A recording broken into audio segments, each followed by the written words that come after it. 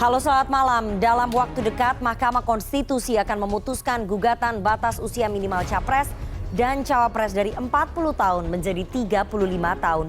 Permohonan itu bersanding dengan gugatan lain untuk menambah klausul berpengalaman sebagai kepala daerah.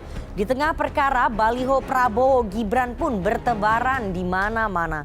Sementara itu, langkah putra bungsu Jokowi, Kaesang Pangarep, bergabung dengan Partai Solidaritas Indonesia dan menjadi ketua umum ketimbang menjadi kader PDI Perjuangan mengejutkan banyak pihak. Apakah ini jadi bentuk manuver politik keluarga Jokowi di Pilpres 2024 dan siap berhadap-hadapan dengan PDI Perjuangan?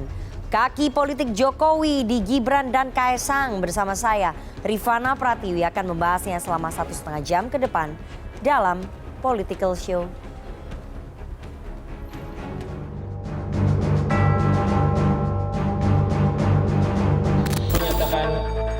Jelang pendaftaran Pilpres 2024 yang kurang dari 1 bulan, dinamika politik kian kencang. Manuver politik keluarga Presiden Joko Widodo menjadi sorotan. Dalam waktu dekat, diperkirakan Mahkamah Konstitusi akan mengeluarkan putusan terkait uji materi Pasal 169 huruf Q Undang-Undang Nomor 7 Tahun 2017 terkait batas usia minimal capres dan cawapres yang diturunkan dari 40 tahun menjadi 35 tahun. Setidaknya ada 3 permohonan uji materi terkait yang akan memasuki agenda sidang pengucapan putusan. 3 permohonan itu diantaranya diajukan oleh kader Partai Garuda, kader Partai Solidaritas Indonesia, dan beberapa kepala daerah. Pada kuliah umum di Universitas Islam Sultan Agung Semarang, Jawa Tengah, 9 September lalu, Ketua Mahkamah Konstitusi Anwar Usman mengatakan, permohonan uji materi batas usia calon presiden dan calon wakil presiden sudah selesai diperiksa dan tinggal menunggu putusannya. Anwar juga menyinggung soal pemimpin muda yang sukses pada masanya. Masalah usia batas minimal, saya sekali lagi tidak bermaksud karena belum putus ini. Insya Allah pemeriksaannya sudah selesai, tinggal nunggu putusan. Saya sudah kasih contoh tadi, bagaimana Nabi Muhammad mengangkat seorang panglima perang umur 16 tahun. Saya tidak menyinggung ini ya, apapun putusan itu ya. Jangan dikaitkan dulu, ini nggak boleh saya bicara. Tapi memang betul. Belakangan muncul permohonan terkait batas usia minimal capres dan cawapres, namun dengan menambahkan klausul berpengalaman sebagai kepala daerah, baik di tingkat provinsi maupun kabupaten kota.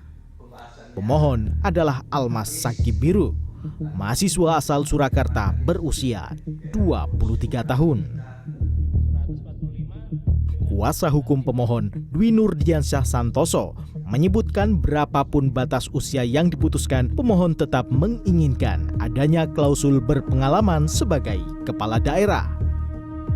Di tengah proses uji materi di MK, muncul baliho baca pres Koalisi Indonesia Maju Prabowo Subianto dengan putra Presiden Joko Widodo Gibran Rakabuming Raka di beberapa daerah. Dikutip dari detik.com, baliho Prabowo Gibran bertuliskan, "Ayo Mas Gibran, teruskan Indonesia Maju," tampak di Surabaya, Jawa Timur.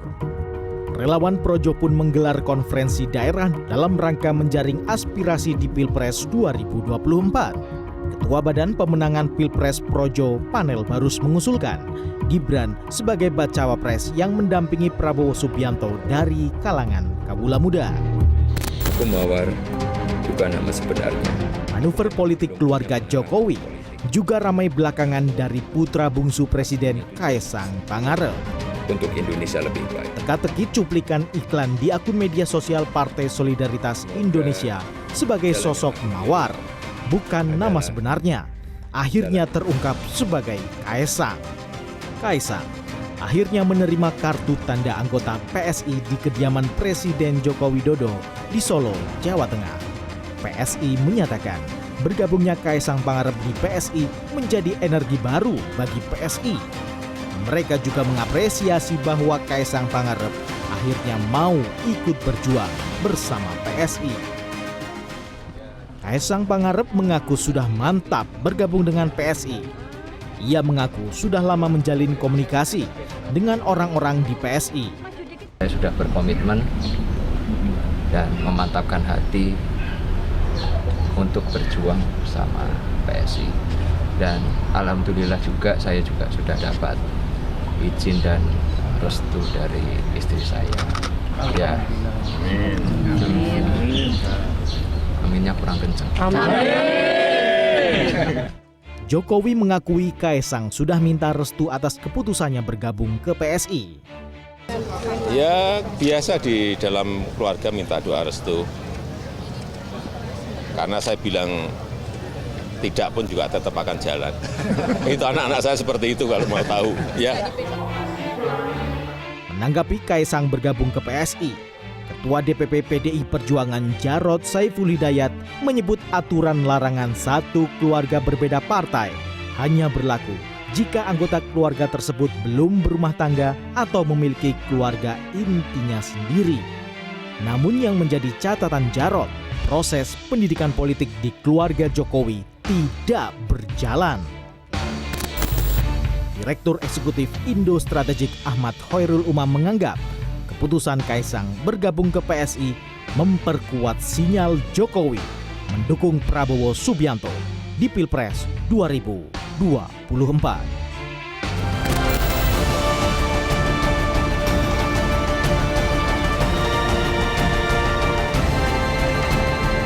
Tim Liputan CNN Indonesia. Terima kasih Anda masih menyaksikan Political Show. Kini saatnya kita masuk ke segmen Electionpedia. Tim Litbang CNN Indonesia telah merangkum beberapa gugatan terhadap Undang-Undang Pemilu, khususnya pasal 169 huruf Q tentang persyaratan calon presiden dan calon wakil presiden berusia minimal 40 tahun. Ini yang digugat pasal ini oleh beberapa pemohon. Seperti apa gugatannya kita akan tunjukkan. Jadi gugatan batas usia capres-cawapres ternyata ada 9 pemohon yang mengajukan ke Mahkamah Konstitusi, tapi kita tidak tampilkan semua ya karena rata-rata isi permohonannya mirip begitu. Saya akan bacakan nomor perkara 29 PU SSI 2023, penggugatnya Partai Solidaritas Indonesia. Isi gugatannya ingin mengubah batas usia minimal capres-cawapres menjadi spesifik 35 tahun. Kemudian nomor perkara 51 dan 55, penggugatnya adalah Partai Garuda dan beberapa kepala daerah. Ada Wali Kota Bukit Tinggi dan juga Wakil Bupati Lampung Selatan yang dua-duanya adalah kader dari Partai Gerindra. Jadi penggugatnya adalah Partai Garuda dan 2 kader dari Partai Gerindra. Isi gugatannya ingin mengubah batas usia minimal capres-cawapres menjadi 40 tahun atau memiliki pengalaman sebagai penyelenggara negara. Ini spesifik diminta oleh 2 kader Partai Gerindra dan juga Partai Garuda. Kita lihat gugatan selanjutnya. Nomor perkara 90, ini penggugatnya Almas Sakibiru. Ini merupakan mahasiswa Fakultas Hukum Universitas Negeri Surakarta, UNS Solo. Isi gugatannya adalah mengubah batas usia minimal capres-cawapres menjadi 40 tahun atau lebih spesifik lagi memiliki pengalaman sebagai kepala daerah. Jadi mahasiswa Fakultas Hukum di Solo menggugat ke MK meminta batas usia capres-cawapres minimal di bawah 40 dan atau memiliki pengalaman sebagai kepala daerah. Oke? Nomor perkara 91 dan 93. Penggugatnya adalah Arkan Wahyu dan Gai Ranggaboro. Isi gugatannya adalah mengubah batas usia minimal capres-cawapres lebih turun lagi menjadi 21 tahun. Nomor perkara 92 dan 96 serta 100, penggugatnya adalah Melisa Tarundung dan Riko Andi Sinaga dan Hite Bandengan. Isi gugatannya adalah mengubah batas usia minimal capres-cawapres menjadi 25 tahun. Jadi semua pemohon ini meminta bahwa batas usia capres-cawapres diturunkan, jangan minimal 40 tahun tapi di bawah 40 tahun. Atau punya pengalaman sebagai kepala daerah atau punya pengalaman sebagai penyelenggara negara. Kita lihat selanjutnya. Bagaimana kemudian efek dukungan Presiden Jokowi pada Capres? Ini adalah survei Litbang Kompas periode 27 Juli sampai 7 Agustus 2023. Artinya sekitar 1,5 bulan yang lalu ya. Elektabilitas Capres tanpa dukungannya Pak Jokowi, Ganjar Pranowo 34,1, Prabowo Subianto di 31,3, Anies Baswedan di 19,2, tidak tahu atau tidak jawab di 15,4%. Bagaimana dengan elektabilitas Capres kalau Presiden Jokowi mendukung Ganjar Pranowo, angkanya menjadi 34,9, Prabowo Subianto di 29,7, Anies Baswedan di 17,4, tidak tahu atau tidak jawab di 18%. Jadi kalau Pak Jokowi secara full mendukung Ganjar, angkanya Ganjar cukup tinggi 34,9, suaranya Pak Prabowo jadi turun di 29,7, bedanya hampir 5%. Anies relatif tidak begitu terpengaruh ya kalau Pak Jokowi mendukung Ganjar. Kita lihat slide selanjutnya bagaimana kalau Pak Jokowi mendukung Pak Prabowo Subianto. Oke, ini saya bacakan yang bawah aja elektabilitas Capres kalau Pak Jokowi mendukung Prabowo, Ganjar Pranowo di 30,5, Prabowo Subianto di 35,1, Anies Baswedan di 17,1, yang tidak tahu atau tidak jawab di 17,3. Jadi kalau Pak Jokowi mendukung Pak Prabowo akan unggul dari Ganjar Pranowo sekitar 5%. Jadi elektabilitasnya Pak Jokowi ini menyumbang sekitar 5% kepada Ganjar ataupun Prabowo. Kita lihat slide selanjutnya. Elektabilitas Capres kalau Pak Jokowi mendukung Anies Baswedan, Ganjar Pranowo di 30,5,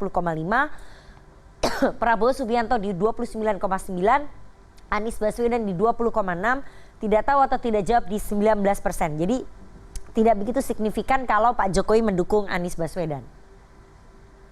Bagaimana dengan efek elektoral ataupun elektabilitas bakal cawapres Prabowo Subianto? Ini ada 2 lembaga survei ya.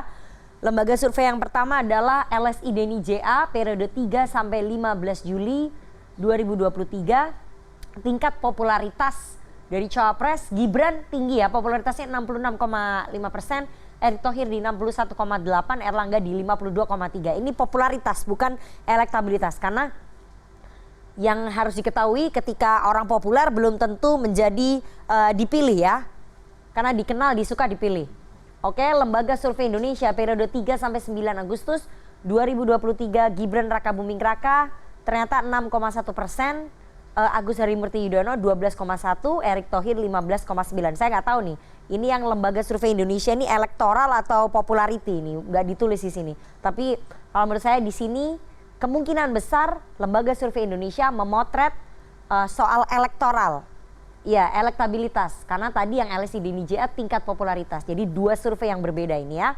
Yang satunya popularitas, yang satunya adalah elektabilitas. Erick Thohir 15,9, AHY 12,1, Gibran Rakabuming Raka 6,1, meskipun popularity Gibran di 66,5%. Itu tadi gambaran soal elektabilitas dari seorang Gibran Rakabuming Raka, bagaimana kemudian peluangnya untuk mendampingi Prabowo Subianto kalau Mahkamah Konstitusi mengabulkan soal penurunan batas usia Capres dan juga Cawapres seperti yang dikehendaki oleh 2 kepala daerah Gerindra. Apakah itu akan membuka peluang Gibran menjadi Cawapres Prabowo, dan bagaimana juga melihat perjalanan politik dari Kaisang Pangarep yang tiba-tiba saja menjadi Ketua Umum PSI. Apakah kemudian PSI akan diarahkan mendukung Prabowo? Kita nggak tahu, nanti kita akan bahas bersama dengan para narasumber. Jangan kemana-mana, tetap bersama kami di Political Show.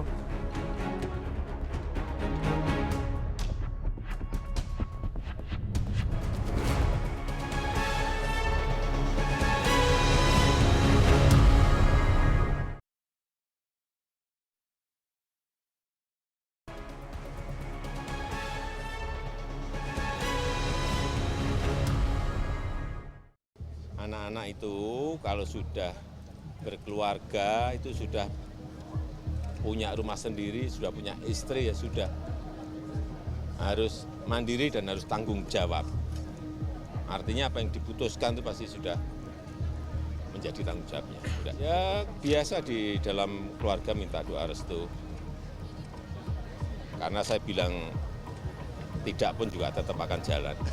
Itu anak-anak saya seperti itu kalau mau tahu. Ya.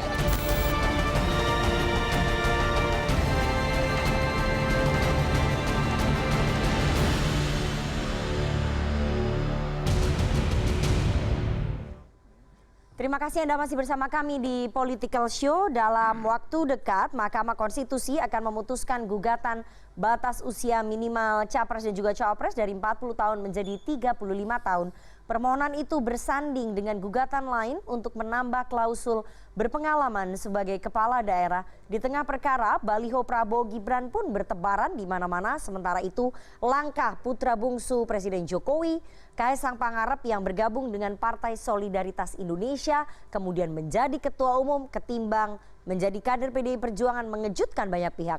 Apakah ini jadi bentuk manuver politik keluarga Jokowi di Pilpres 2024 dan siap berhadapan dengan PDI Perjuangan? Kaki politik Jokowi di Gibran dan Kaisang. Malam ini kita akan membahasnya dengan narasumber yang hadir di studio. Saya perkenalkan satu-satu. Dari yang paling ujung kita masih menunggu kehadirannya Mbak Bivitri Susanti ya. Tapi saya ada Mas Adi Praitno, Direktur Eksekutif Parameter Politik Indonesia. Selamat malam Mas Adi. Selamat malam Rifana. Politisi senior PDI Perjuangan, Opung Pandana Baba. Selamat malam Opung. Selamat malam Rifana. Ada juga Ketua DPD Partai Gerindra Ahmad Riza Patria. Selamat malam Bang Riza. Selamat malam Mbak Nana, Assalamualaikum. Waalaikumsalam. Ketua Bapilpres Pro Jokowi, relawannya Pak Jokowi ini, Bang Panel Baru. Selamat malam Bang Panel. Malam. Kita sudah menanti kehadiran Mbak Bivitri. Sudah sampai belum ya? Oke Mbak Bivitri langsung aja mungkin ya. Silakan aja Mbak Bivitri. Sudah bergabung juga pakar hukum tata negara STH Jentera Mbak Bivitri Susanti. Selamat malam Mbak Bivitri. Selamat malam. Oke, saya akan langsung ya ke Bang Riza terlebih dahulu. Tapi saya akan putarkan, ini ada pernyataan dari Ketua Umum Partai Gerindra sekaligus bakal capres dari Koalisi Indonesia Maju Pak Prabowo Subianto. Kita dengarkan sama-sama. Kriteria dulu bahwa harus mewakili anak muda. Banyak muda. Kalian yang data Ridwan Kamil. Oke, Bang Riza, tadi Pak Prabowo ditanya oleh wartawan soal cawapres. Kemudian Pak Prabowo menjawab, tadi mungkin nggak begitu kedengaran ya, saya akan ulangi ya. Pak Prabowo menjawab Gibran muda, Erik muda, RK atau Ridwan Kamil juga oke. Jadi pernyataan Pak Prabowo yang mempertimbangkan Gibran sebagai cawapres itu seserius apa? Karena kan Mas Gibran ini terhalang batas usia capres-cawapres minimal 40 tahun. Seserius apa? Ya, yang pertama tentu kewenangan daripada menentukan cawapres itu ada pada Pak Prabowo sebagai capres dan pimpinan partai berkoalisi. Ya. Siapa calon-calon seperti kita ketahui, masing-masing teman-teman koalisi kan mengusulkan ya. Ketua umumnya Golkar, Pak Erlangga, PAN, kemudian mengusulkan Pak Erick Thohir, PBB pun mengusulkan Bang Yusril. Kemudian di luar itu, di luar partai itu, partai koalisi lain memang tidak mengusulkan, mengikuti apa yang menjadi kesepakatan pimpinan partai. Ada nama lain, di antaranya memang Mas Gibran, kemudian Ridwan Kamil juga, bahkan Mahfud MD mungkin yang lainnya. Memang kita ini kan ingin menang, ya. Ingin menang itu tentu salah satu syaratnya koalisi harus cukup. Alhamdulillah koalisi cukup. Presiden thresholdnya cukup. Sekarang mencari figur yang kira-kira bisa memenangkan koalisi Indonesia Maju. Nah dari semua nama ini tentu nama-nama yang memiliki kompetensi, kredibilitas dan lain sebagainya. Semuanya baik. Cuma di antara yang baik ini insya Allah ada yang baik.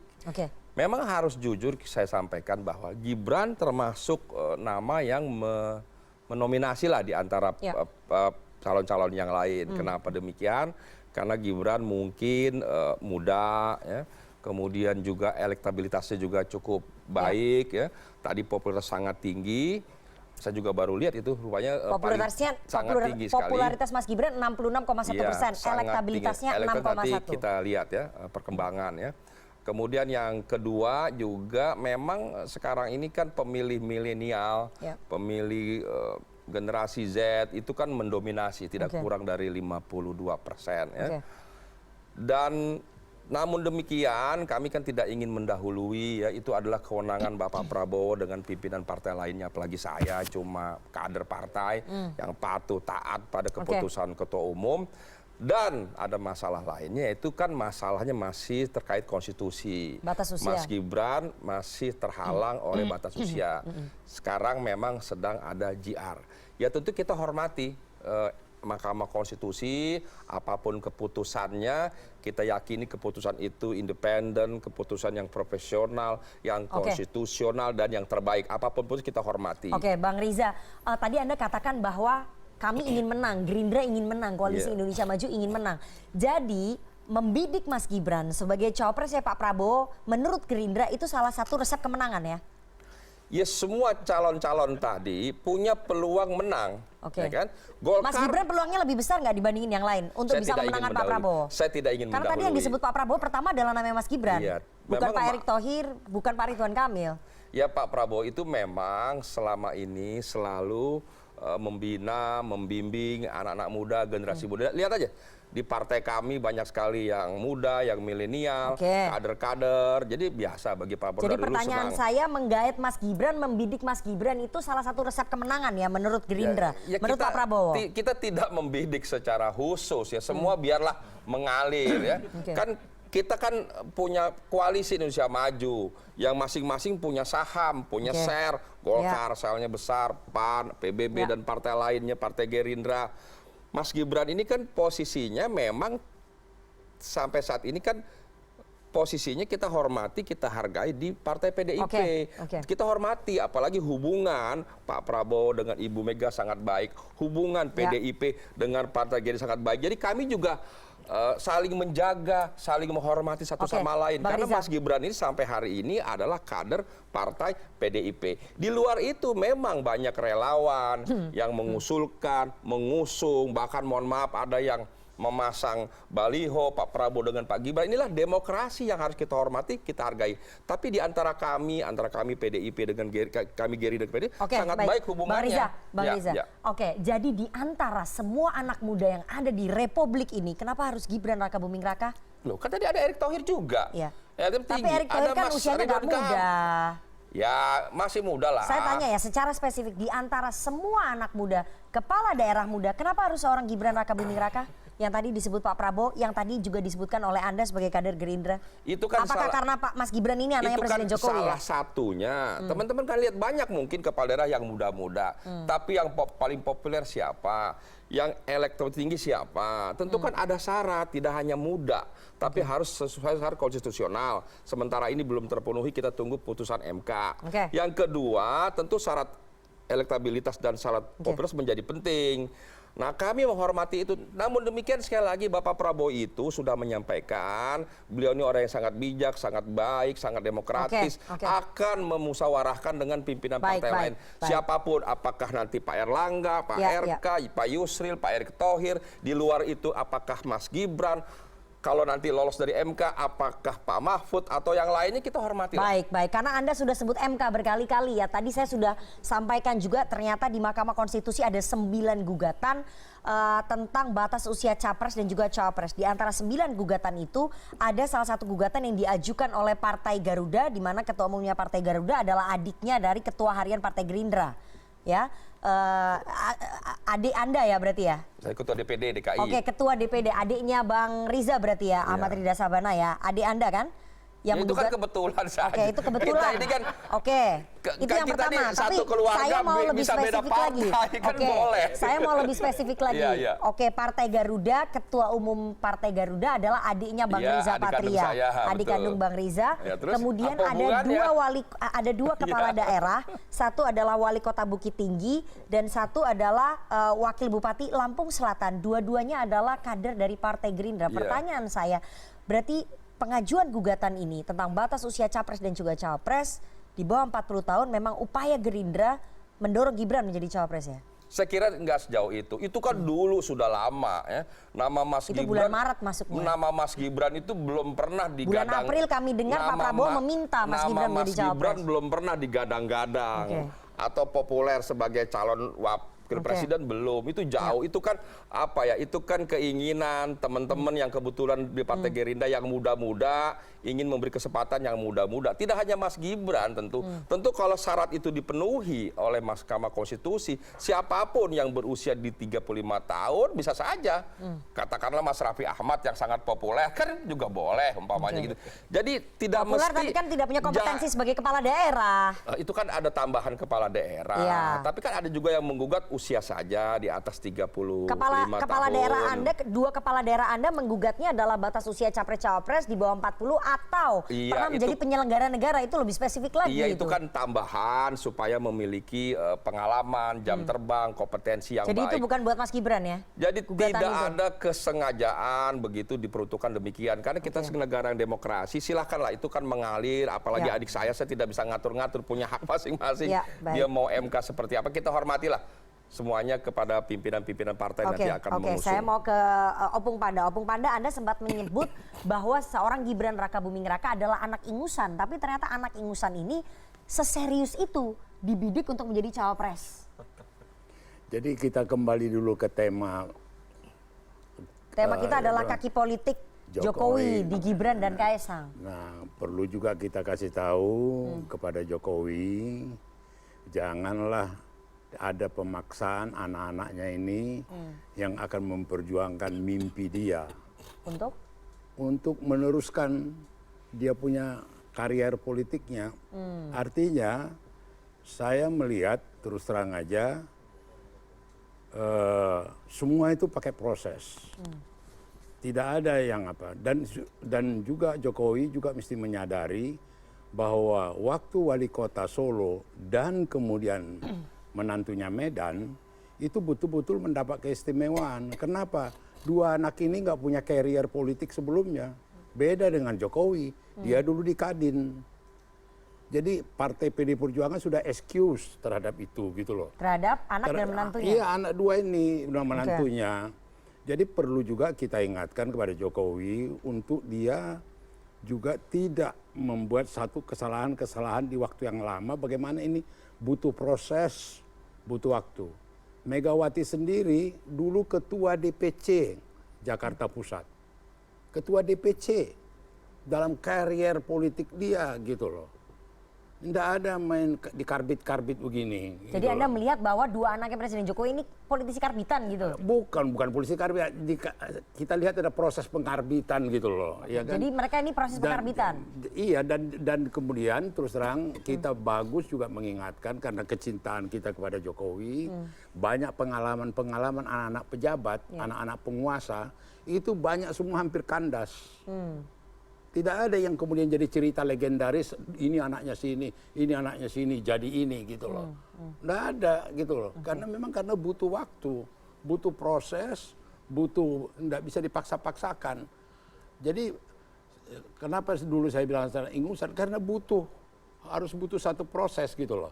Jadi gini, ambil satu contoh. Semua orang tua mengendaki anaknya.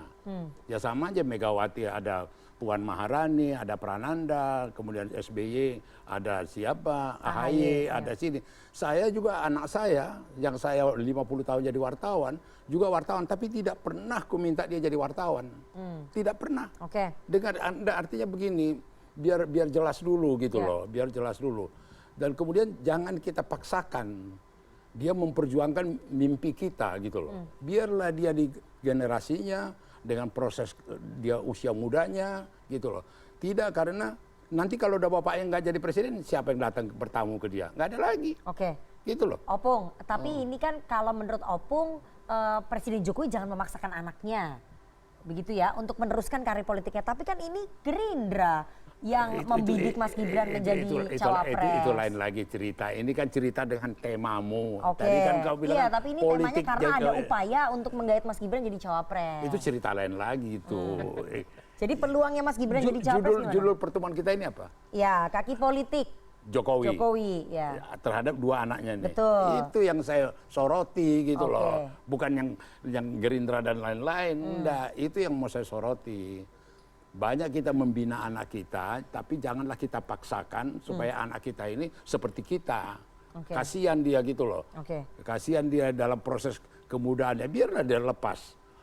Sekarang dia masuk di partai ini biar gitu loh. Kalau soal proses di MK-nya bagaimana? Apa ya? Iya, proses di MK kan ada yang membuka peluang bahwa Gibran bisa menjadi cawapres kalau dikabulkan di MK. Itu kan melengkapi teater aja itu. Teater apa nih, Opung? Ya teater politik ini gitu loh. Siapa yang memainkan teater politik itu? Di situ perlu dicari. Oke, saya ingin tunjukkan ya. Ini ada kita temui gambar-gambar ini di kota-kota besar. Ini udah banyak sekali bertebaran. Kita tunjukkan ini. Beberapa gambar berikut ini. Ya. Jadi kalau misalnya kita bisa lihat, mungkin bisa ditampilkan di layar. Oke. Nah, di sebelah sana ini ada gambarnya Mas Gibran untuk 2024 jadi Wapres. Oke, Wakil Presiden bersama dengan Pak Prabowo juga. Terus yang sebelumnya, oke, ini juga Mas Gibran menjadi Wapres. Ini Opung, nggak ada bantahan sebetulnya dari Mas Gibran untuk menjadi Wapres. Bukan, dengar dulu ya. Mas Gibrannya berkeinginan nggak jadi Wapres? Jokowi bicara di DPR mengenai berpolitik dengan budi pekerti. Oke? Sekarang itu namanya Gibran, dia itu KTA-nya PDI Perjuangan. Ya. Oke?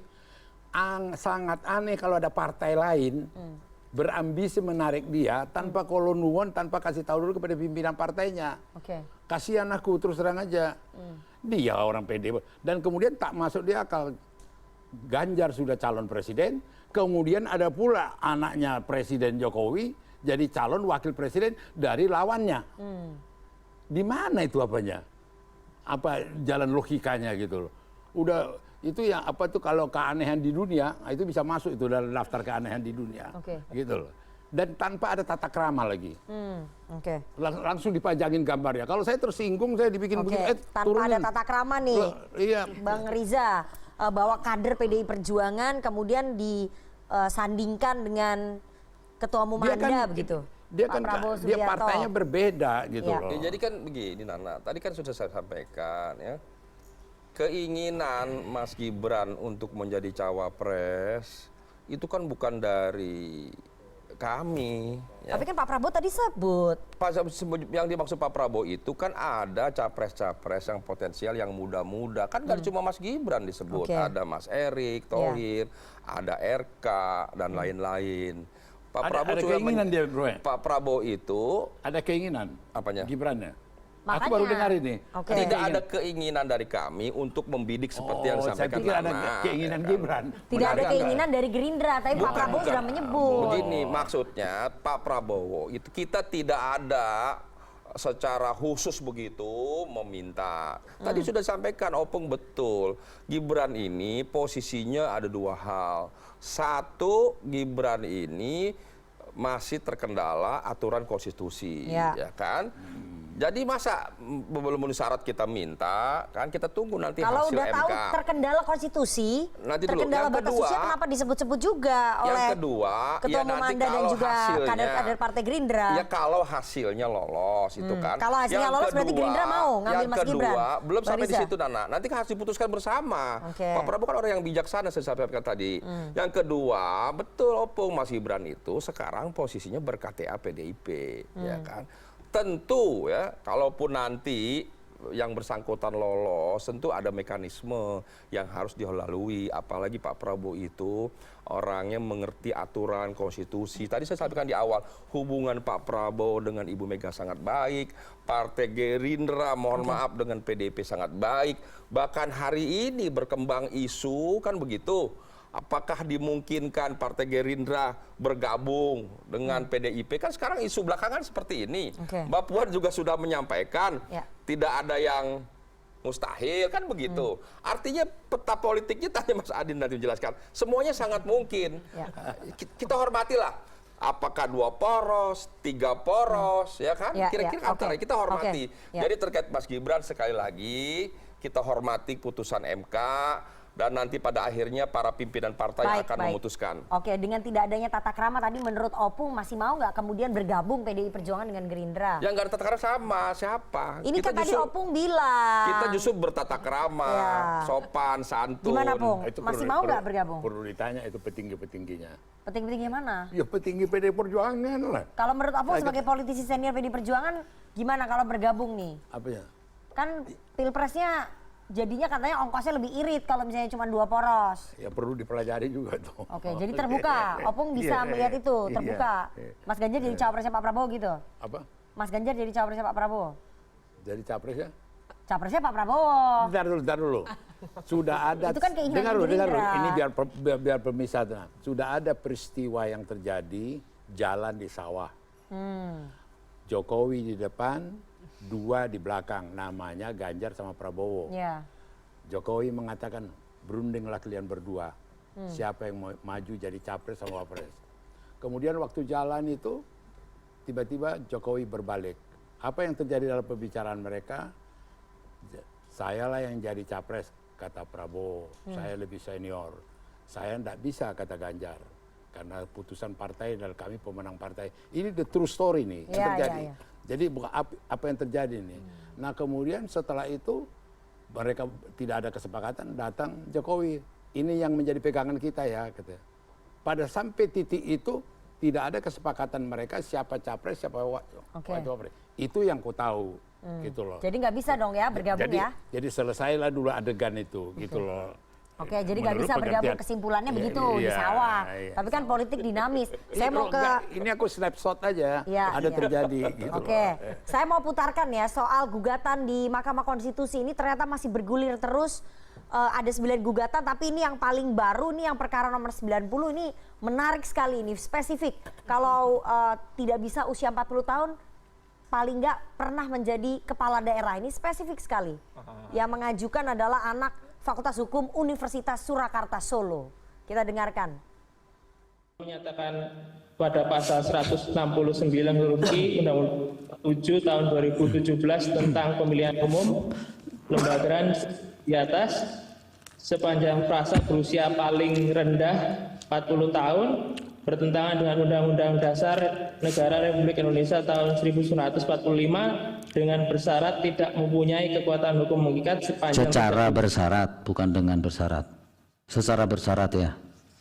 Ya, secara bersyarat dan tidak mempunyai hukum mengikat sepanjang tidak dimaknai dengan atau berpengalaman sebagai kepala daerah baik di tingkat provinsi maupun kabupaten kota.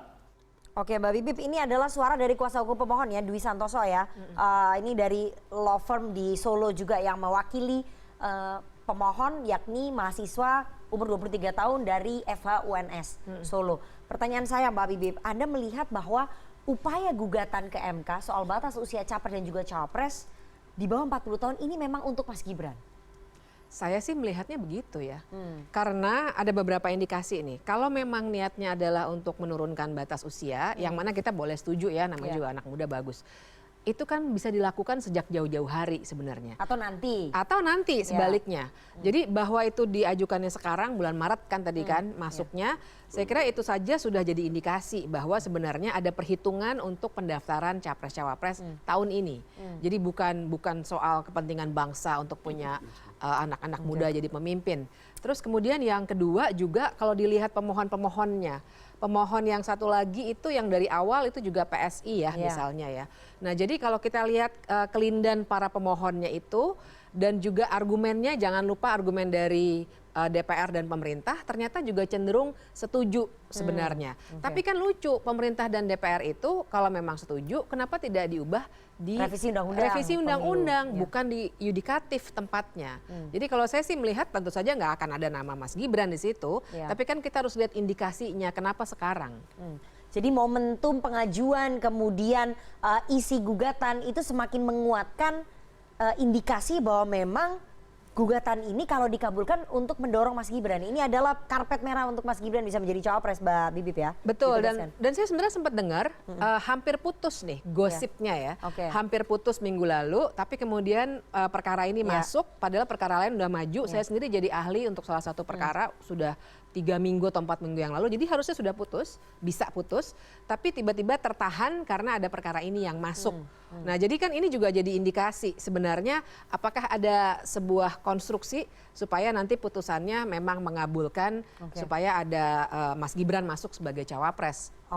Secara ketatanegaraan ya, menurut Anda bagaimana kemudian seorang anak presiden yang bapaknya masih menjabat kemudian bisa mendapatkan tiket ataupun didorong menjadi cawapres gitu pada saat bapaknya masih menjabat? Secara ketatanegaraan gimana Mbak? Pantas gak Mbak? Sangat tidak etis. Kalau bicara hukumnya pasti tidak ada ya, karena tidak akan sedetail itu hukum mengatur. Tapi kan dalam politik, dalam tata negara juga ada yang namanya etika politik. Dan kita juga harus ingat, Ketua Mahkamah Konstitusi itu juga kerabat ya dari Pak Jokowi. Jadi gosip-gosip tadi juga ada di seputar itu juga. Nah, tentu saja sangat tidak etis dan jadi kalaupun memang ada permohonan seperti ini, misalnya Mahkamah Konstitusi harus memutuskan bukan untuk yang sekarang, kalau mau untuk yang 2029 nanti.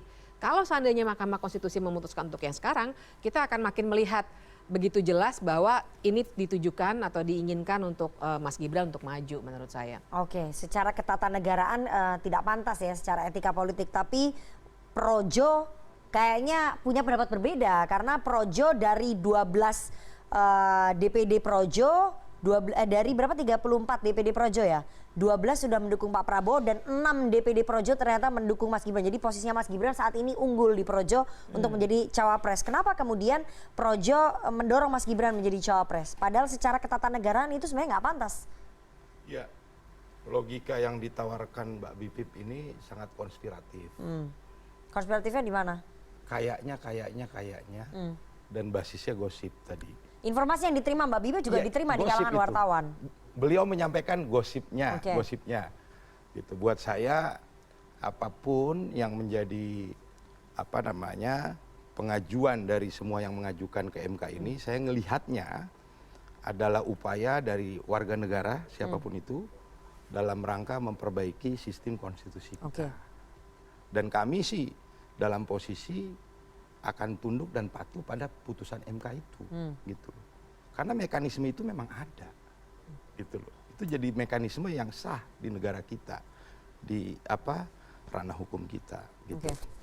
Nah, yang kedua yang ingin saya sampaikan tadi terkait yang disampaikan Opung Panda gitu ya, bahwa ini seakan-akan Jokowi yang mendrive anaknya harus begini-begini, saya katakan tidak ada.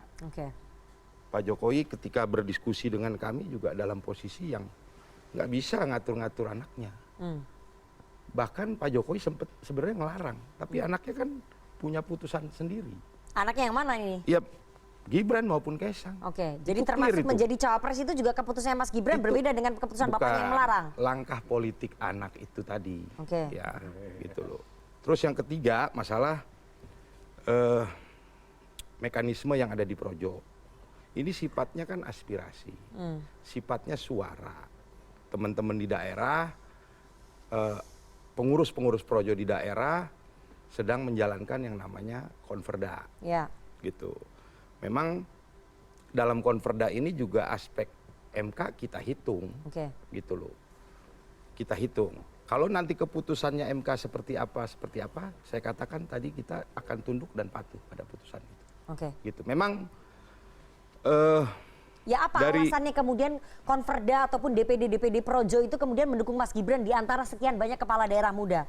Yang padahal Mas Gibran itu batas usianya aja nggak memenuhi syarat.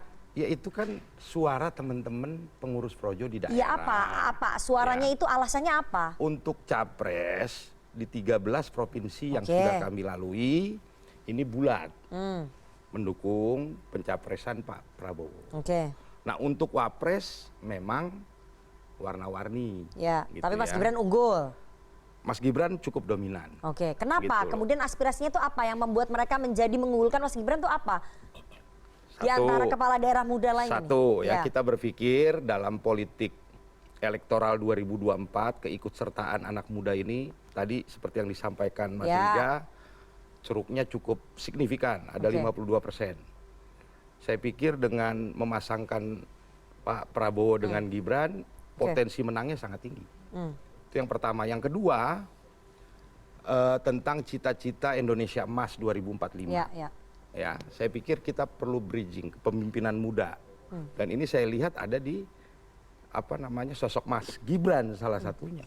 Yang juga menurut pandangan teman-teman Projo ya dalam memimpin Kota Solo cukup berprestasi. Di antara sekian banyak kepala daerah jadi hanya Projo melihatnya Mas Gibran ya. Faktor anaknya Presiden Jokowi itu menjadi pertimbangan juga nggak di Projo? Mbak Nana, kalau putusan MK ini dikabulkan tentang batas usia, ya, ini kami hitung ada sedikitnya 22 kepala daerah yang berpotensial di bawah 40 tahun umurnya. Saya pikir ini bukan semata-mata urusan Gibran. Ada 22 gitu loh. Kepala daerah yang umurnya di bawah. Tapi kan yang sekarang unggul di Konverda Projo Mas Gibran, nggak ada nama kepala daerah lain. Kalau memang semuanya sama, tidak memenuhi syarat, kenapa nggak ada nama kepala daerah lain? Kenapa hanya ada satu nama kepala daerah muda namanya Gibran Rakabuming Raka? Ya, kita yang kedua faktornya menurut teman-teman di daerah ya, bahwa kepemimpinan nasional ke depan kita berharap mau melanjutkan apa yang sudah dilakukan oleh Pak Jokowi. Jadi harus dilakukan oleh anaknya Pak Jokowi gitu. Tidak harus, tapi itulah pandangan teman-teman, aspirasi teman-teman. Oke, jadi aspirasi Projo kalau misalnya sudah pembangunan yang dilakukan oleh Pak Jokowi harus dilanjutkan oleh anaknya Pak Jokowi. Nah, itu kesimpulannya Nana begitu. Oke, tapi kan tadi Anda katakan. Ya kan ada nomor satu tadi, faktor ceruk, milenial, Gen Z 52% di pemilu besok. Itu artinya hitungan taktis untuk menang ya. Terus yang kedua ada Indonesia Emas 2045. Ini butuh bridging, butuh jembatan lah. Kepemimpinan ke depan ini harus dipersiapkan anak muda. Bahwa itu kemudian Gibran ya, itu kan aspirasi teman-teman di daerah gitu ya. Oke, saya mau tanya ke Opung Panda. Opung Panda, kalau kemudian MK meloloskan batas usia capres-cawapres di bawah 40 tahun, artinya peluang Gibran itu menjadi terbuka, menjadi cawapres. Sikap PDI Perjuangan nanti bagaimana? Supaya jangan bingung pemirsa dan rakyat Indonesia, konsentrasi PDI Perjuangan sekarang mencari calon wakil presiden. Untuk Mas Ganjar? Untuk Mas Ganjar. Dan pasti dalam pencarian itu tak ada Gibran. Karena dia kader kami, bukan di porsi itu. Itu aja. Yang rame ini kan di luar kami. Gitu loh. Ada yang mencalonkan Gibran lah, ada yang mengapakan Gibran, senang-senang juga sih, laku juga nih PDI Perjuangan, gitu loh. Ya jadi kalau nanya ke saya, kami lagi sekarang baik Ibu Mega maupun Jokowi sendiri maupun Ganjar dengan beberapa elit di DPP sedang menyaring siapa yang calon wakil presiden. Dan itu bukan Mas Gibran ya? Ya pasti enggak lah, mana mungkin Ganjar sudah calon presiden kemudian wakilnya ini. Kita kan hormati juga teman koalisi kita. Jadi wait and see ya PDI Perjuangan kalau kemudian nanti MK meloloskan. Wait and see, nggak ada wait and see. Kalau nanti MK meloloskan, Gibran dilirik, dibidik gimana ini? Nggak ada wait and see, ini udah jelas kok. Oke, jadi tertutup pintunya kalau menurut Opung. Bukan tertutup, udah jelas tujuannya. Tertutup ya berarti ya? Milih calon wapres. Oke, saya mau ke Mas Adi. Mas Adi, apakah kemudian gugatan soal batas usia capres-cawapres di MK ini memang ada campur tangannya Pak Jokowi nggak? Kalau menurut Bang Panel tadi nggak ada, tapi kok sulit ya menghilangkan indikasi itu? Ya kalau kita meyakini teori konspirasi pasti bilangnya iya. Tapi kan yang memutuskan soal ambang batas minimum syarat capres itu bukan Jokowi tapi Mahkamah Konstitusi ya. Makanya kalau ini dikabulkan gugatan soal ambang batas minimum, pasti publik nunggu soal gugatan ambang batas maksimal umur yang 70 tahun dan tidak pernah melanggar HAM. Itu juga ditunggu itu. Karena memang kalau kita akui, kita kan harus membaca konteksnya. Nah, ini memang soal gugatan ini pasti terkait dengan Pilpres 2024. Satu misalnya ada dugaan supaya Gibran ini bisa maju. Tapi kan kemudian ada juga gugatan supaya Prabowo Subianto juga tidak bisa maju karena umurnya lebih dari 70 tahun. Oleh karena itu, MK ini adalah pertaruhan yang sesungguhnya melihat begitu banyak kepentingan politik. Kalau yang satu syarat ambang batas minimum itu dikabulkan, kenapa yang maksimum tidak dikabulkan? Ini kan pertanyaan-pertanyaan mendasar. Sebenarnya kalau mau jujur, tidak perlu ambang batas. Ya, misalnya nih soal ambang batas minimum, kenapa harus 35? Kenapa nggak 17 tahun?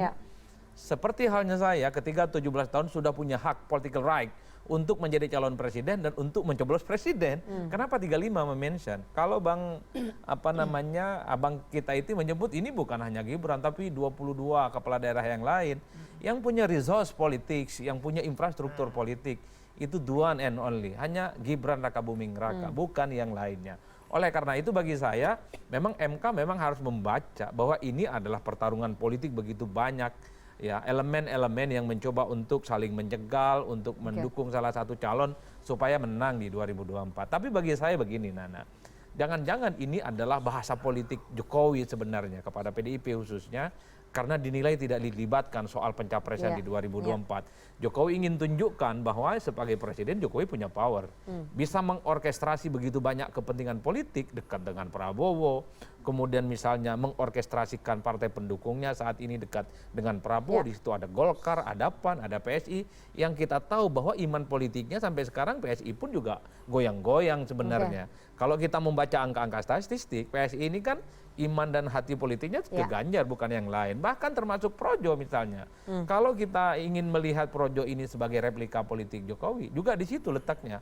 Bahwa sebenarnya Jokowi ingin tunjukkan terutama kepada Opung Panda, kepada teman-teman PDIP, Jokowi sebagai presiden ya layak juga untuk dimintai pendapat, dijadikan sebagai orang penting supaya persoalan Capres Ganjar Pranowo, Pak Jokowi juga ada di situ. Jangan-jangan di situ. Tunggu, ini udah salah total ini.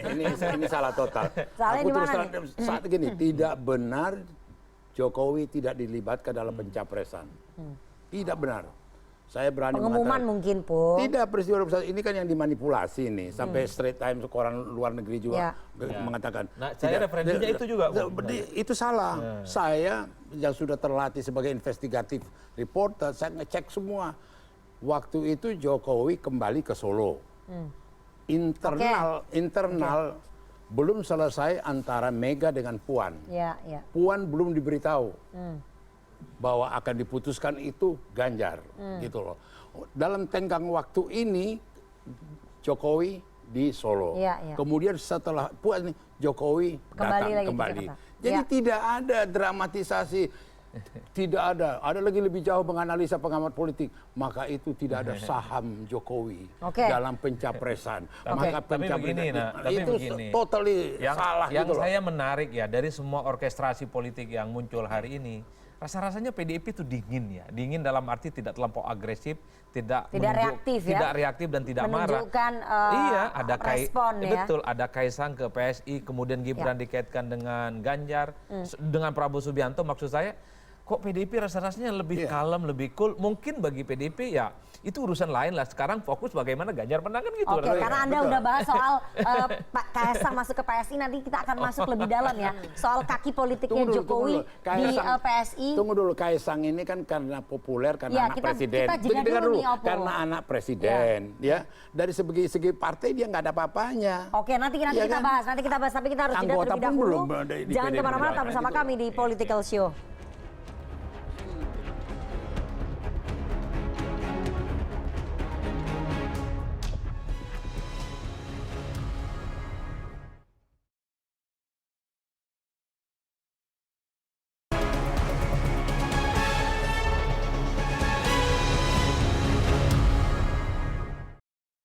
Anak-anak itu kalau sudah berkeluarga, itu sudah punya rumah sendiri, sudah punya istri, ya sudah harus mandiri dan harus tanggung jawab. Artinya apa yang diputuskan itu pasti sudah menjadi tanggung jawabnya. Ya biasa di dalam keluarga minta doa restu. Karena saya bilang tidak pun juga tetap akan jalan. Itu anak-anak saya seperti itu kalau mau tahu. Ya.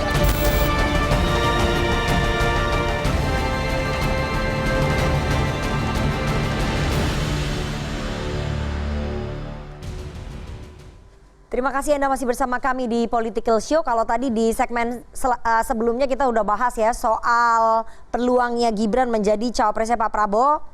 Anaknya Pak Jokowi ada dua, ada Gibran dan juga Kaisang. Yang baru terakhir ini adalah Mas Kaisang yang terjun ke politik baru 2 hari yang lalu langsung jadi Ketua Umum Partai Solidaritas Indonesia. Kita akan putarkan pernyataannya Kaisang Pangarep kenapa lebih memilih PSI ketimbang partai bapaknya PD Perjuangan. Ngapain sih saya masuk ke politik? Kacamata optimisme bahwa politik bila dilakukan secara benar oleh orang yang tepat, maka politik akan menjadi sumber kebaikan dan kesejahteraan. Terus terang, saya masuk politik itu ya salah satu inspirasinya bapak saya sendiri. Suka atau juga?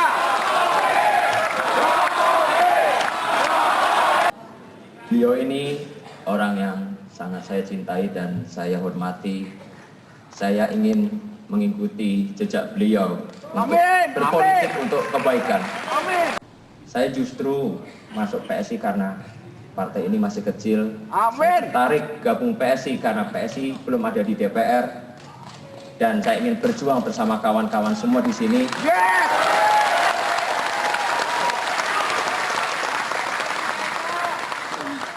Agar di 2024 PSI menjadi partai besar.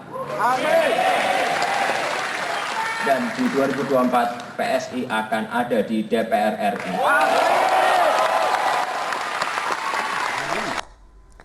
Itu tadi pernyataan dari Kaesang Pangarep, putra Presiden Jokowi yang baru saja ditetapkan sebagai Ketua Umum Partai Solidaritas Indonesia setelah 2 hari masuk jadi kader. Saya ingin tanya ya ke Opung Panda. Opung Panda, alasannya Mas Kaesang masuk PSI karena PSI ini partai kecil, belum pernah ada di parlemen. Jadi Mas Kaesang pengen membesarkan PSI ini. Ini gimana tanggapan dari PD Perjuangan? Sebelum ini Kaesang itu ngomong partainya anak muda. Generasi muda. Kalau dia mau kenal PD Perjuangan, di PD Perjuangan itu Taruna Merah Putih itu anak-anak muda. Jadi banteng muda Indonesia gitu loh. Sudahlah, mau jadi menarik perhatian gerakannya, udah betul lah itu lakonnya itu. Ya, tapi ya artinya kalau dia semudah kan dia bilang karena dia partai anak muda. Ya kan? Di PD Perjuangan segudang. Ini tadi bilang alasannya karena PSI partai kecil, ingin membesarkan PSI, berjuang bersama PSI. Bagus lah, dia moga-moga dia sukses membesarkan. Emang gampang mimpin partai? Nggak gampang, bukan kayak bikin warung martabak gitu loh atau pisang goreng, enggak lah. Butuh waktu, butuh perjuangan panjang. Apalagi partai yang kemudian udah langsung menjamin di 2024 akan dapat kursi. Berapa? Ya ampun. Ini anak mesti ada yang menegur dia gitu loh, ngajari dia. Jangan kita terpukau karena dia anak presiden, maka suka-sukanya gitu. Ya enggak lah. Oke, tapi sikap PD Perjuangan terhadap masuknya Mas Kaesang Pangarep ke PSI ini seperti apa? Nggak ada aturan yang dilanggar ya? Nggak ada, ya bagus dong. Nggak ada aturan yang dilanggar? Nggak ada. Kita juga senang ada pembagian kerja. Ada yang di PSI, ada yang di apa gitu loh. Tapi untuk aturan bahwa satu keluarga harus satu partai di PD Perjuangan? Kalau belum mandiri. Dia kan seperti yang dikatakan Jokowi, dia kan sudah mandiri. Jadi nggak ada masalah ya? Nggak ada masalah. PD Perjuangan cool aja ya? Oke. Ini ada pernyataannya Pak Jokowi ya soal Mas Kaesang sudah minta restu. Saya akan putarkan. Itu kalau sudah berkeluarga itu sudah punya rumah sendiri, sudah punya istri ya sudah harus mandiri dan harus tanggung jawab. Artinya apa yang diputuskan itu pasti sudah menjadi tanggung jawabnya. Udah, itu aja. Ya biasa di dalam keluarga minta doa restu. Karena saya bilang tidak pun juga tetap akan jalan. Itu anak-anak saya seperti itu kalau mau tahu. Ya.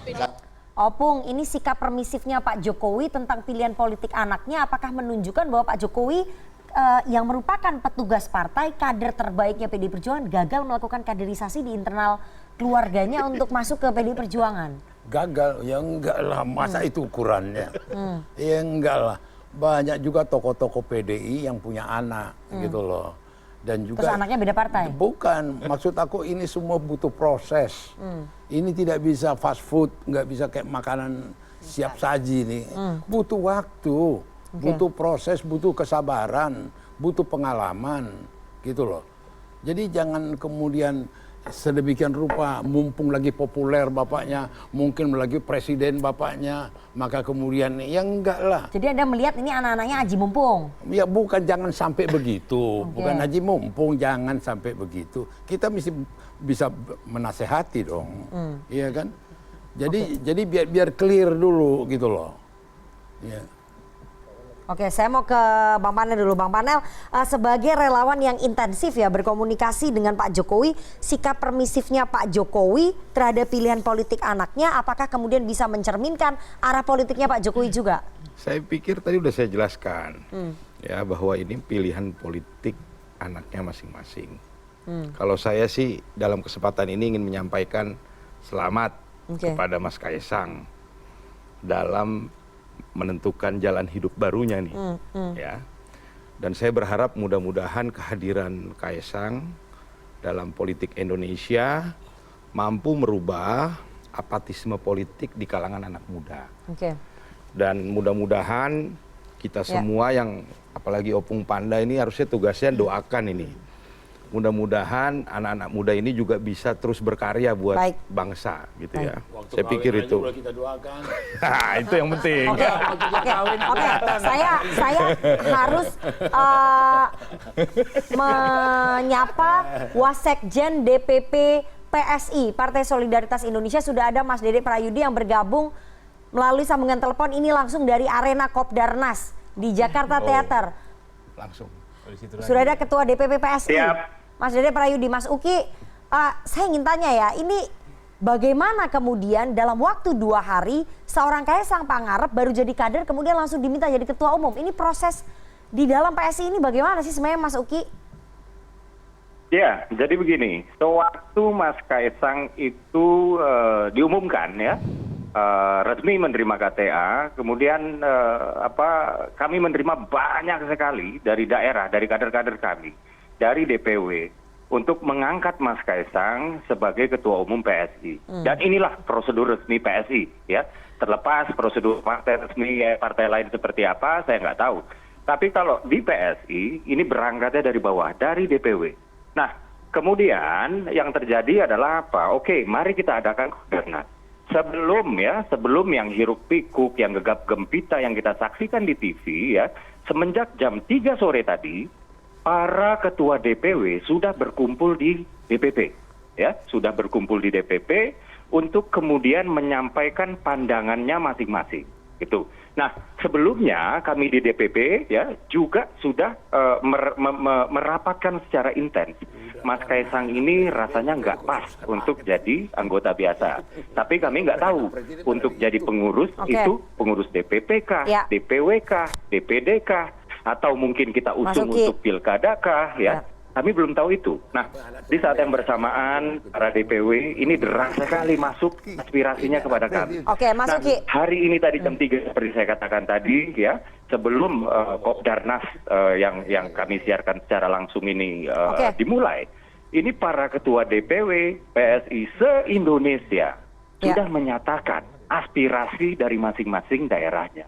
Dan dapat dikatakan hasil dari rapat para ketua DPW ini adalah menginginkan Mas Kaisang untuk menjadi ketua umum PSI. Oke, Mas Uki. Di mana? Ya, maaf ya, saya potong ya. Ini saya harus tanya, ini pertanyaan yang mungkin mewakili pertanyaan banyak orang ya. Kalau tadi teknis Anda sudah jelaskan, Mas Uki, pertanyaan banyak orang dan juga pertanyaan saya. Apakah kalau kemudian Kaisang Pangarep bukan anaknya Presiden Jokowi bisa langsung jadi ketua umum? Ya, selama DPW menginginkan siapapun bisa. Ya. Anaknya siapapun ya, DPW bukan hanya anaknya Presiden ya. Dan peluang itu terbuka, apalagi beberapa bulan sebelumnya ya, Ketua Umum kami sebelumnya yaitu Bro Giring Ganesha itu sudah mengungkapkan bahwa beliau ini sudah 40 gitu. Karena beliau sudah 40, rasanya beliau ini ingin memberikan tongkat estafet ini kepada yang lebih muda. Dan kita sudah sama-sama tahu bahwa Bro Giring sendiri yang menawarkan kepada Mas Kaisang. Tapi itu komunikasi pribadi. Ya, secara organisasional baru dari DPW yang kemudian dikukuhkan oleh Dewan Pembina kami, yang kemudian akhirnya dideklarasikan hari ini. Nah, kurang lebih seperti itu. Oke, terima kasih Ketua DPP PSI Mas Dede Prayudi sudah memberikan penjelasan kepada Political Show malam hari ini. Kita tunggu nanti bagaimana sepak terjang dari putra Presiden Jokowi, Kaisang Pangarep, dalam memimpin Partai Solidaritas Indonesia. Saya mau ke Bang Riza lagi. Bang Riza, ini kan dengan bergabungnya Mas Kaisang Pangarep menjadi Ketua Umum PSI, apalagi kemarin-kemarin kita lihat kalau misalnya dalam beberapa acaranya Pak Prabowo, PSI selalu hadir meskipun belum deklarasi. Apakah kemudian Gerindra semakin yakin, semakin optimis dengan Mas Kaisang jadi Ketua Umum PSI akan mendukung Pak Prabowo? Ya, ada dua hal yang berbeda ya. Pertama, sebelum bergabungnya Mas Kaisang sebagai Ketua Umum PSI, memang PSI punya kedekatan dengan Partai Gerindra. Dan Pak Prabowo dengan kami, saya juga hadir, Pak Dasko juga hadir, dan lain-lain teman-teman itu datang berkunjung ya, ke kantor PSI, dan PSI sangat mengapresiasi dan senang bahwa ada partai besar, pimpinan partai langsung Ketua Umum Pak Prabowo yang juga capres mau berkunjung, bersilaturahmi, berdialog. Sekalipun memang di pemilu sebelumnya kita berbeda pilihan. Itulah Pak Prabowo, sekalipun beda pilihan kita tetap bersaudara, berkeluarga, dan saling melengkapi. Yang kedua, sebelum bergabung juga Mas Kaisang juga kita tahu di berbagai media sering menggunakan kaos gambar Pak Prabowo. Di banyak kesempatan, saya paling tidak, mungkin teman-teman yang lain melihat Mas Kaisang. Jadi makin optimis nggak? Melihat bahwa Pak Prabowo calon presiden ke depan yang baik. Nah, kalau bergabung dua ini tentu saya tidak bisa berbohong ya. Saya pribadi setidaknya semakin yakin PSI yang selama ini memang dekat dan hadir terus di acara-acara koalisi, acara Gerindra, insya Allah akan segera memutuskan mendeklar capres yang akan diusung oleh dari PSI. Jadi dengan Mas Kaisang, dari PSI adalah Pak Prabowo Subianto. Jadi dengan Mas Kaisang menjadi Ketua Umum PSI, Gerindra yakin bahwa PSI sebentar lagi akan mendeklarasikan dukungannya ke Pak Prabowo. Ya, sebelum Mas Kaisang gabung juga partai PSI sudah dekat dan kecenderungannya sudah sangat terlihat. Kalau misalnya setelah Mas Kaisang bergabung malah nanti malah deklarasi ke Mas Ganjar, Gerindra juga udah siap. Insya Allah PSI mendukung Pak Prabowo. Oke, itu harapannya Gerindra, tapi politik itu dinamis. Kita nggak tahu nanti kalau Mas Kaisang sudah bergabung ke PSI apakah betul-betul ke Pak Prabowo atau justru bisa berbalik arah, kita nggak tahu. Justru semakin kuat dan semakin solid. Oke, saya mau ke Mas Adi Pray. Mas Adi Pray, apa yang bisa Anda analisa dari bergabungnya seorang Kaisang Pangarep ke PSI? Apakah ini memang semakin menunjukkan ada ketidakharmonisan antara keluarganya Pak Jokowi dengan PDI Perjuangan? Ya, kalau kita membaca pembicaraan publik ya, Nana, memang seakan-akan ada arah ke situ ya, bahwa ada hubungan yang tidak harmonis antara misalnya Jokowi dengan PDIP, bahwa kemudian ada desakan supaya PDIP memberikan sanksi kepada Jokowi dan seterusnya ya. Kan itu pembicaraan publik loh, Opung, dalam beberapa menit ini. Seakan-akan dalam tanda kutip ya, ada dosa turunan yang seakan-akan ini diwariskan ke anaknya. Tapi saya tidak di situ konteksnya. Saya ingin memaknai bahwa ingin melihat soal Kaisang masuk ke PSI ini adalah persoalan politik normal ya. Pertama apa? Bagi saya Kaisang sebenarnya ingin melakukan eksperimen politik sebagai anak muda, menunjukkan bahwa bergabungnya ke PSI ini sebagai bagian dari bahwa Kaisang masuk ke politik memulai dari partai yang ya relatifly muda dan tidak kemudian belum pernah masuk ke Senayan, dan ingin tunjukkan tadi itu dari omongannya Opung, lolos ke Senayan di 2024. Mungkin di PDIP partai yang besar tidak terlampau butuh nih sama Kaisang gitu loh. Antreannya panjang, resource-nya banyak, magnetnya banyak.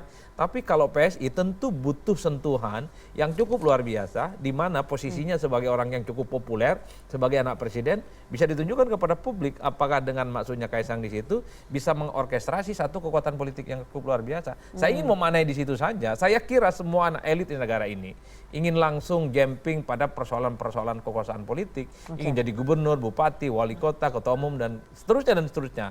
Itu alamiah. Tapi yang ingin saya katakan adalah politik kita ini kan tidak sederhana itu. Sepertinya Mas Kaisang ini ingin tunjukkan sebagai anak muda, umurnya masih di bawah 30 tahun, ya mungkin bisa nih bawa PSI di 2024 lolos ke Senayan. Kalaupun toh tidak, nggak masalah. Beberapa waktu yang lalu saya mengatakan di berbagai kesempatan bahwa baju yang digunakan oleh Mas Kaisang gitu, terlampau kekecilan kalau menggunakan baju PSI. Anak presiden cukup populer tapi masuk partai politik yang nggak lolos parlemen. Tapi kalau kemudian membaca hari ini semua berita, per malam ini sudah ditegaskan bahwa Kaisang adalah ketua umum partai, bajunya nggak terlampau kekecilan, agak longgar dikit. Mengingat posisinya sebagai ketua umum, tinggal apakah ketika Kaisang diamanatkan sebagai ketua umum PSI, betul bahwa di 2024 ada garansi dalam tanda kutip secara politik bahwa PSI bisa naik. Ini tentu tidak bisa dilepaskan oleh Kaisang. Nah, yang kedua, kita ini kan sebenarnya tidak pernah tahu apa yang sebenarnya terjadi. Nah, jangan-jangan memang semua orkestrasi politik ini nanti itu tidak sesuai dengan apa yang kita bayangkan.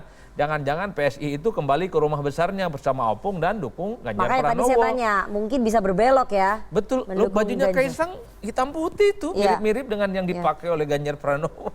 Cuman agak beda-beda, ini kota-kota kecil gitu ya. Karena kalau kita membaca ya, per hari ini bisa dicek di surveinya Ganjar, di surveinya Anies, di surveinya Prabowo Subianto.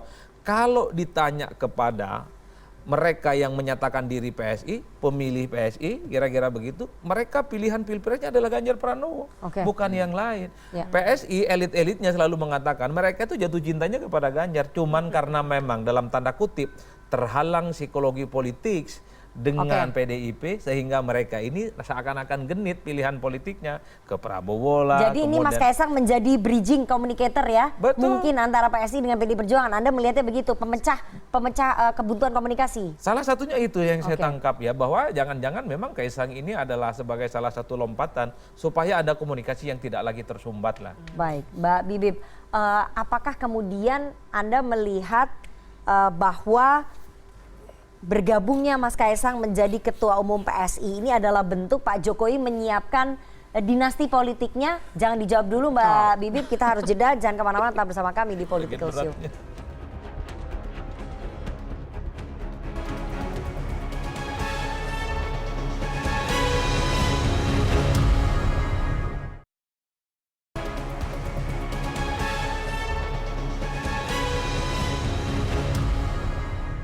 Anak-anak itu kalau sudah berkeluarga, itu sudah punya rumah sendiri, sudah punya istri, ya sudah harus mandiri dan harus tanggung jawab.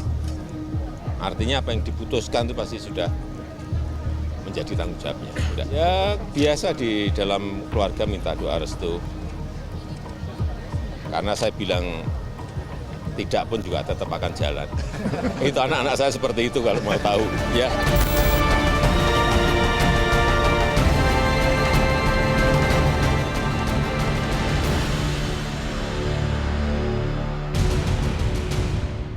Terima kasih Anda masih bersama kami di Political Show. Saya langsung ke Mbak Bibip. Mbak Bibip, apakah dengan bergabungnya Mas Kaisang Pangarep putra Presiden Jokowi menjadi Ketua Umum PSI dan peluang Gibran menjadi cawapres ini adalah desain ataupun bentuk Pak Jokowi menyiapkan dinasti politiknya ya? Bila desain itu dipahami sebagai ada rapat keluarga, terus kamu ke situ ya, saya kira tidak ya. Tapi kan kita harus juga pahami konteksnya bahwa dinasti politik dimanapun di dunia ini biasanya akan terbentuk karena memang anak-anak dari penguasa itu pasti punya privilege. Nah tadi kan kita nggak bisa pungkiri tuh pertanyaannya Mbak Nana, tadi bener banget. Seandainya itu bukannya anak Pak Jokowi akan jadi ketua umum atau tidak. Dan tadi kita dengar yel-yelnya Jokowi, jadi sudah sangat jelas. Memang ada desain seperti itu dan artinya sebenarnya desain juga bisa dipahami sebagai bagaimana orang-orang di sekitar Jokowi termasuk partai seperti PSI ingin mengambil keuntungan dari situasi itu. Karena ya mau tidak mau tentu saja dua-duanya bahkan tiga sama menantunya Pak Jokowi juga akan popularitasnya akan tinggi. Makanya akan bisa digunakan segala cara. Jadi seperti ada simbiosis mutualisme antara PSI dengan Kaisang. Dan saya kira di sini saya cukup setuju dengan pendapatnya Mas Adi bahwa bisa jadi bagi Kaisang ini adalah sebuah eksperimen politik. Tapi bagi PSI inilah cara untuk mengambil keuntungan dari popularitas Jadi simbiosis Kaisang. mutualisme ya? Iya, jadi bukannya hasil rapat, tapi memang dinasti politik biasanya akan terbentuk dengan sendirinya juga karena ada orang-orang yang mau mengambil keuntungan seperti itu. Dan inilah yang sekarang sedang kita lihat. Ini political show-nya Pak Jokowi dan orang-orang di sekitarnya supaya menjadi sebuah kekuatan politik baru di dalam konfigurasi politik di Indonesia. Kekuatan politik baru itu artinya menciptakan dinasti politiknya ya?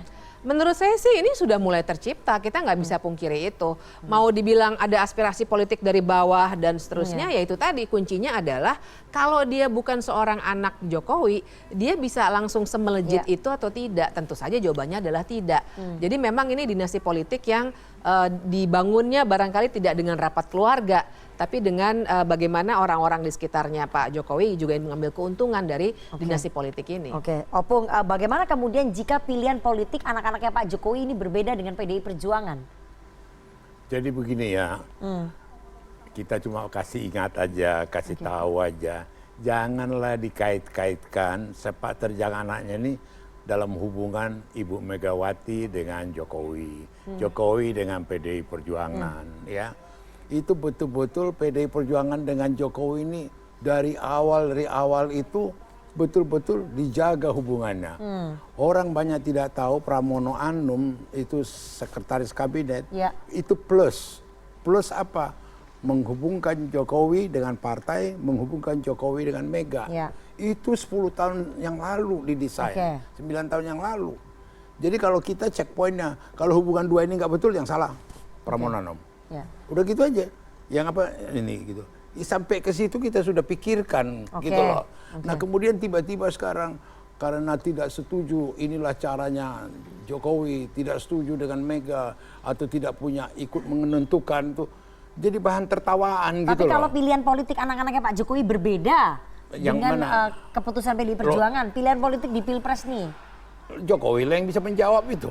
Ya kan? PDI Perjuangan tetap percaya ya bahwa Pak Jokowi tetap bisa kita kan bebas saja anaknya partai. di keluarga PDI Perjuangan juga ada juga kakak beradik terus terang aja yang kebetulan marganya abangnya di Gerindra, dia di PDI Perjuangan ada gitu loh. Jadi itu biasa gitu loh. Biasa, cuma tadi harus dilihat secara objektif bahwa faktor karena anak presiden. Kita coba bilang hati-hati. Kalau anak presiden dengan banyak godaan, banyak fasilitas, banyak ini, kita udah lihat anak-anak presiden yang lain pada rusak gitu loh, ya. Jadi ini biar doanya Opung supaya nggak rusak gitu ya. Iya, ini Opung. Kita ingatin gitu loh. Oke. Semoga peringatannya Opung didengar ya.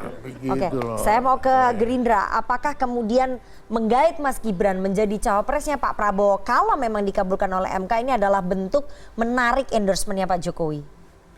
Ya itu kan Nana, ya itu kan silakan publik memberikan pendapat. Masa itu nggak dipertimbangkan sama Gerindra? Tentu kita harus jujur, biar bagaimana Pak Jokowi itu kan presiden 9 tahun, nanti akan 10 tahun. Tidak bisa dipungkiri Pak Jokowi punya pengaruh yang besar. Jadi endorsementnya Pak Jokowi penting ya? Itu sesuatu yang biasa untuk dan Gerindra, baik saja. Dan normatif kalau presiden punya pengaruh itu justru kalau tidak punya pengaruh itu justru aneh. Masa presiden 9 tahun nggak punya pengaruh? Tentu pengaruhnya besar. Kenapa? Karena selama ini Pak Jokowi telah membangun Indonesia menjadi lebih baik, lebih sejahtera rakyatnya, lebih banyak infrastruktur dibangun, lain-lain kan.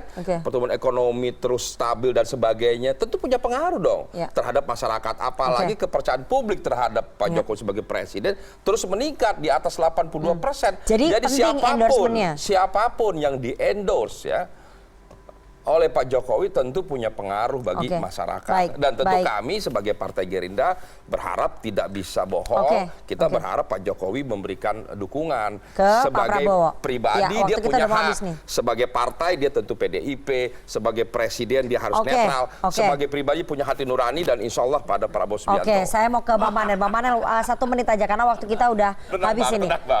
Bang Panel, Projo kapan akan memutuskan sikap resmi tetap mengikuti Pak Jokowi atau misalnya Pak Jokowi nanti sampai di ujung ternyata Pak Jokowi netral-netral aja, Projo bagaimana? 14 Oktober kita akan rakernas dan deklarasi dukungan secara resmi di sana. Ya, dengan di GBK. Lalu yang ingin saya tegaskan juga, jangan pula kita terlalu memaksakan sebuah pemikiran kita dan memaksakan pemikiran kita untuk meyakini bahwa Jokowi sedang membangun sebuah dinasti. Ya. Proses bagaimana Gibran kemudian jadi wali kota ini semua kita pernah berdiskusi. Ya, saya bilang Pak, ini Mas Gibran sebaiknya nggak usah masuk dalam dunia politik. Saya juga nggak mau. Tapi kan anaknya mau. Bukan, cuman kan kadang-kadang dipaksa-paksa juga sama partai politik. Iya kan? Anaknya mau itu kan pilihan politik anaknya. Begitu definitif jadi calon, kita bilang Pak, ini kalau kalah malu. Udah nggak usah dibantu, biar dia bertarung sendiri, gitu loh. Begitu juga Kaisang dalam pilihan politiknya masuk PSI, saya pikir itu hal yang normal-normal saja. Jadi biarkanlah anak-anak muda ini menjemput takdir sejarah politiknya masing-masing. Mudah-mudahan berkontribusi buat apa? Buat bangsa ini. Tapi anak-anak muda itu harus melalui proses Bang Panel, itu yang penting, nggak ada proses yang instan apalagi dalam politik. Bang Nana, sedikit lagi. Dalam politik liberal yang kita anut ini ya, politik liberal ini, ujungnya kan rakyat yang memutuskan dia dipilih atau tidak. Kan nggak bisa juga semena-mena kekuasaan memainkan itu. Kan ada presidensial threshold. Iya, tidak bisa semena-mena. Pada akhirnya kan di bilik TPS dia akan dipilih, diputuskan nanti oleh kita akan suara buktikan rakyat. ya, ketika Pak Jokowi sudah tidak lagi menjabat sebagai Presiden Republik Indonesia, bagaimana nasib karir politik anak-anaknya itu waktu yang makanya akan tema Rakernas kita suara rakyat penentu kemenangan terakhir, 2024. Mas Adi, gitu. pada Pilpres 2024 nanti Anda akan melihat, Anda menganalisa Pak Jokowi akan mengarahkan anak-anaknya, melarang anak-anaknya, atau justru menggunakan anak-anaknya sebagai kaki-kaki di pemilu 2024. Kalau kita membaca Jokowi sebagai kader PDIP, saya kira Jokowi akan meminta kepada seluruh anaknya tegak lurus dalam satu tarikan fatsun politik yang sudah diputuskan oleh PDIP. Tapi kalau kemudian membaca Jokowi sebagai presiden, tentu Jokowi akan membiarkan anaknya kemana langkah dan pilihan politik mereka. Nah, inilah yang saya kira tinggal bagaimana Pak Presiden ke depan, apakah panggilan sejarah ingin ditunjukkan kepada publik sebagai presiden, atau panggilan sejarah ingin menunjukkan juga kepada publik bahwa Jokowi ini sampai hari ini juga karena PDIP. Nah, tergantung bagaimana opung meyakinkan Pak Presiden ke depan ini. Jangan-jangan semuanya apa yang tampak hari ini di kemudian hari itu berubah secara total. Oke, kita lihat nanti waktu yang akan menjawab semua. Bagaimana kemudian Pak Jokowi akan bersikap sebagai presiden, sebagai kepala negara, atau sebagai pribadi begitu ya. Sekali lagi itu nanti akan terjawab nanti pada pemilu presiden 2024. Dan setelah ini kita akan mendengarkan sentilan-sentilan dari teman-teman komisi.co. Jangan kemana-mana, tetap bersama kami di Political Show.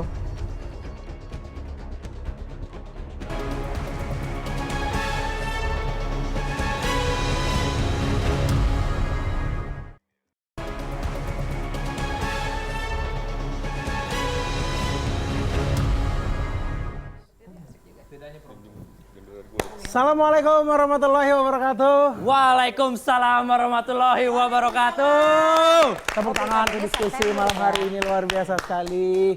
Kita tadi dapat berita yang mengejutkan banget. Apa itu? PSI akhirnya ganti ketum. Singkatannya apa sih? PSI Partai Suka-Suka Indonesia. Bukan dong. Bukan ya, Partai Solidaritas. Bukan. Ya. PSI ganti ketum. Kita mengucapkan selamat kepada Bang Giring Ganesa. Kenapa selamat ke Bang Giring jadi ketum, kan Mas Kaisang? Ya karena dia akhirnya selamat dari posisi ketum PSI. Oh ya. Akhirnya aman dia. Ya. Lucu ya. Karena Bang, kita tuh setiap kali nih Bang Giring bikin blunder, kita di CNN ini selalu ngebahas. Dan kita akan kehilangan materi stand up. Bang Giring sekarang ada nggak materi stand up-nya? Ada banyak. Kan kita ngebahas Ketua Bang baru Kaisang. bisa di roasting. Betul, kita jujur akan merindukan Bang Giring. Kepemimpinannya? Blunder-blundernya. Karena itu jadi bahan materi kita ya. Betul. Walaupun sekarang ketua PSI itu adalah Mas Kaisang. Ya. Yang kalau dipikir-pikir aneh juga sih, karena dulu kan Mas Kaisang itu adalah pebisnis pisang goreng. Betul. Terus sekarang jadi ketua partai. Pebisnis pisang goreng, ketua partai. Dulu jualan pisang, sekarang jualan isu. Walaupun sama-sama digoreng sih. Iya benar, sama-sama digoreng. Sama-sama digoreng. Cuman yang aku penasaran ini Mbak Nanang, aku penasaran adalah isi grup WhatsApp keluarganya Pak Jokowi sekarang. Ada dua orang dari dua partai yang berbeda. Saling sindir menyindir, saling sombong nih pasti akan terjadi. Mungkin Mas Gibran ngechat duluan gitu. Selamat Mas Kaisang jadi ketum, ya walaupun PSI. Mas Kaisang ngebales. Sorry ketum, sekarang ngobrolnya sama ketum nggak sama kader. Tapi untungnya ada Pak Jokowi sebagai ayam menengahi. Sudah, kalian belum ada yang jadi presiden. Tapi kalau kondisi keluarga yang terlalu powerful seperti ini tuh, saya cuma kasihan sama anak tetangganya keluarga Pak Jokowi. Kenapa? Maksudnya nih, saya aja di rumah tuh sering dibanding-bandingin loh sama anak tetangga. Oh iya benar. Saya pernah di rumah ibu saya bilang, kamu di rumah kerjanya main HP, terus itu tuh anak tetangga udah kerja di BUMN. Bayangin anak tetangga keluarganya Pak Jokowi. Beban banget pasti. Wah, beban banget itu. Ibunya bilang, ya Allah kamu dari tadi main HP terus. Lihat tuh anak Pak Jokowi udah jadi ketum partai. Ya bapak dari tadi marah-marah doang. Lihat tuh Jokowi udah jadi partai. Bapak jadi presiden. Itu salah. Ya. Tapi sebuah fakta yang menarik sebenarnya. Mas Kaisang tiba-tiba gabung PSI. Kita harus mempertanyakan kenapa. Karena kita nih komika ngebaca berita sebelum-sebelumnya banyak yang keluar malah. Banyak kader yang keluar, Mas Kaisang malah gabung. Ini Mas Kaisang kalau nonton, mohon maaf nih Mas, kalau kantor nih banyak pegawai yang resign, biasanya ada masalah di kantornya Mas. Malah tanda-tanda tuh. Biasanya begitu. Ya walaupun kita semua tahu posisi ketum partai itu adalah posisi yang berat, apalagi ketum partai PSI. Apalagi. Harus siap menghadapi roastingan para komika. Betul. Harus siap mengurusi kader-kader yang blunder. Betul. Dan harus siap melawan pendukung Pak Anies. Ya, karena partai PSI. Ya. Dan ada fakta yang menarik mungkin abang-abang belum tahu. Apa tuh? Fakta yang menarik, ternyata kartu anggotanya Mas Kaisang diantar langsung sama Mas Giring Ganesa. Ke rumah? Ke rumahnya langsung di Solo.